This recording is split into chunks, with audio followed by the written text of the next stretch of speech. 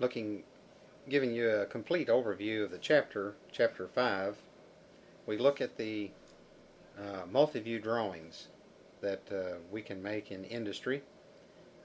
As a CAD operator, you'll be fully trained in creating these.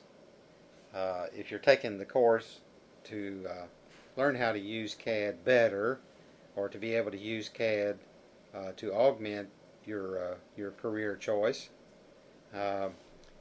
you won't have as many skills or as deep of skills as the CAD operator.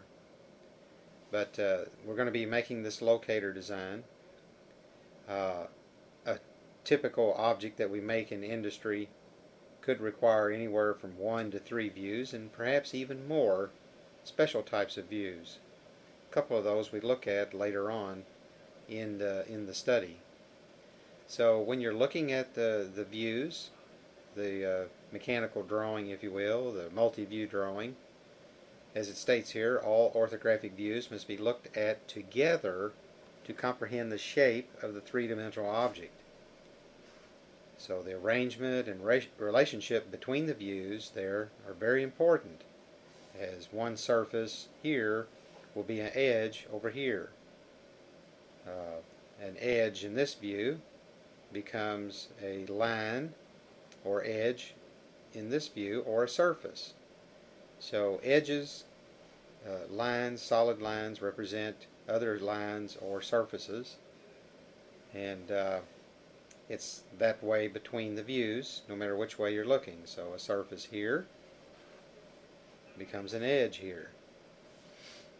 A surface here becomes an edge here and here.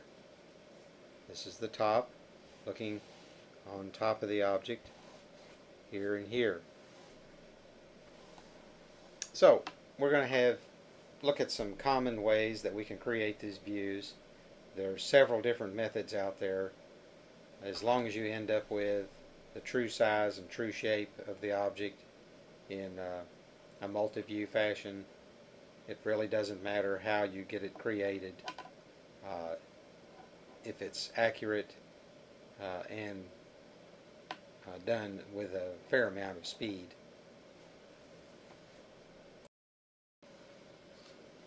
Now, the locator part is what you're creating. You may want to try and sketch out what the views will look like. Well, guess what? The author's already told you and showed you how they look.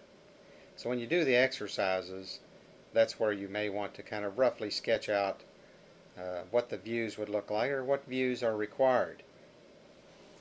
So by now you're familiar with starting up AutoCAD, of course. You'll need to follow these directions for grid and snap. And then we need to set up these layers, because with mechanical drawing, the layer will actually represent the various lines that we use. So this object will have construction lines and object lines, white and blue in color, both of them continuous. So follow these instructions for setting them up.